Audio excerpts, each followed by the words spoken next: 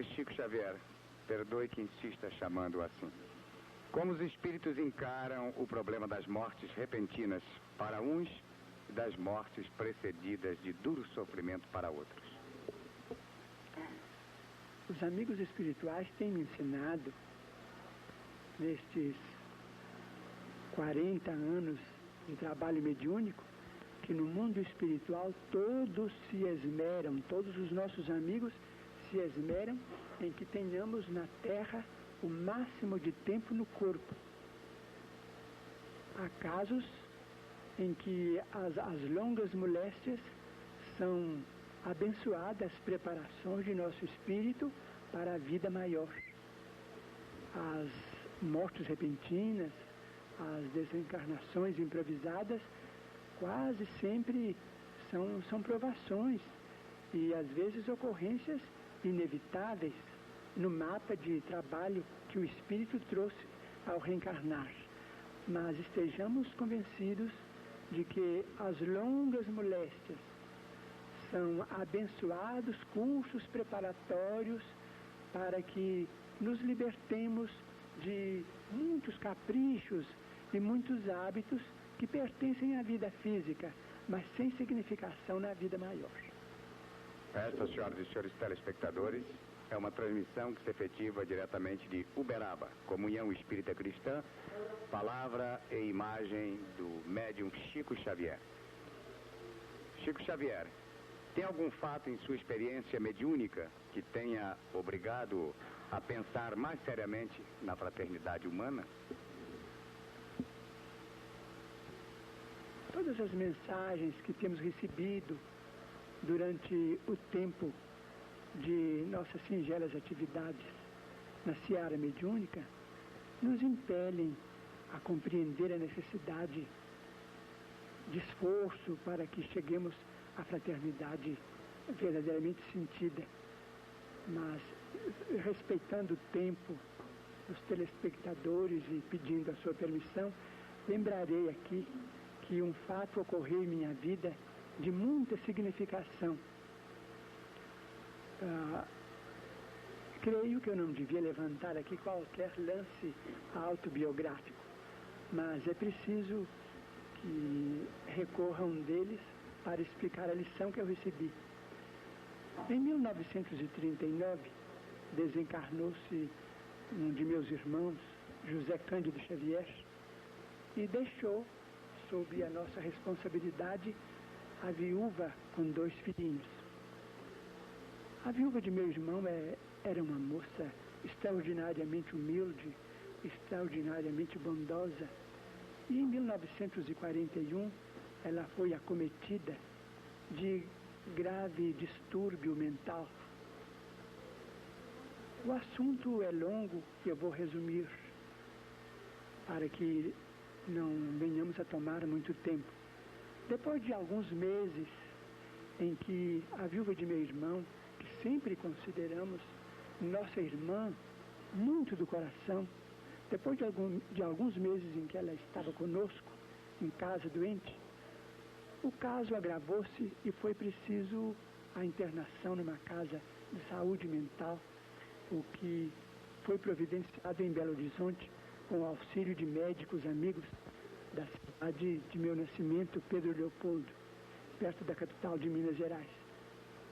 Acompanhei minha cunhada, a quem eu sempre dispensei muita consideração e muito carinho. E depois de interná-la nessa casa de saúde mental, observando o estado de muitos enfermos que estavam ali, naturalmente abrigados, com muita segurança, com muita proteção, muita assistência, mas voltei para a nossa casa com o coração muito abatido. Então, era noite e o segundo filho de minha cunhada, com meu irmão, era uma criança paralítica. A criança chorava, então eu me enterneci muito ao ver que o pequenino estava sem a presença materna. Sentei-me, comecei a orar e as lágrimas me vieram aos olhos. Pensando em meu irmão desencarnado, muito moço ainda, na viúva, tão cedo assim, numa prova tão difícil, e sentindo a minha incapacidade de dar a ela a assistência precisa, senti que a minha emoção era muito grande. Então, achegou-se a mim o espírito de nosso Emmanuel e me perguntou por que é que eu chorava. Então eu disse a ele que naquela hora eu me enternecia muito por ver minha cunhada viúva numa casa de saúde mental, em condições assim precárias. Então ele disse, não, você está chorando por seu orgulho ferido. Vocês aqui têm sido instrumentos para a cura de alguns casos de obsessão, para a melhora de muitos desequilibrados.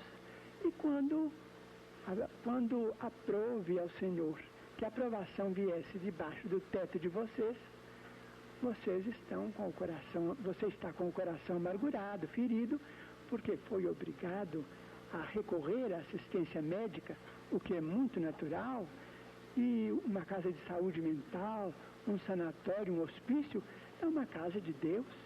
Você não deve ficar assim.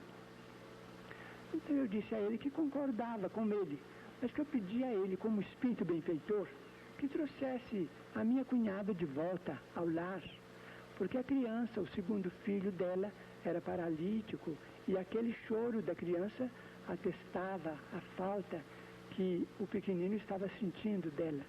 Então ele disse que ela voltaria, mas aquele ela voltaria que ele disse, podia ser depois de muito tempo, o que de fato só aconteceu depois de 2 anos. Então eu disse a ele, se eu queria que ela voltasse depressa, ele então me disse, imaginemos a terra como sendo o palácio da justiça, ela como sendo uma pessoa em cursa dela, e você é serventuário no palácio da justiça. Nós estamos aqui para rasgar o processo ou é para cumprir o processo? Então eu disse, estamos aqui para cumprir, né? Mas continuei chorando porque observei que o assunto era mais grave do que eu pensava. Então ele disse, e por que você continua chorando? Eu então, querendo me agastar muito indevidamente, porque a minha atitude era desrespeitosa diante de um amigo espiritual tão grande e tão generoso. Eu disse, eu estou chorando porque afinal de contas o senhor precisa saber que ela é minha irmã. Então ele disse assim, pois eu me admiro muito, porque antes dela, você tinha lá dentro daquela casa 300 irmãs, e eu nunca vi você ir lá chorar por nenhuma.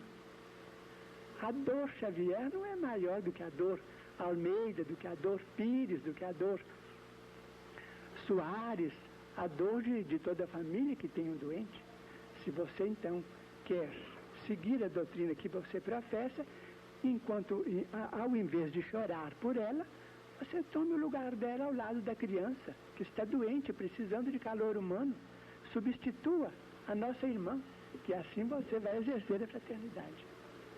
Foi uma lição que eu não posso esquecer.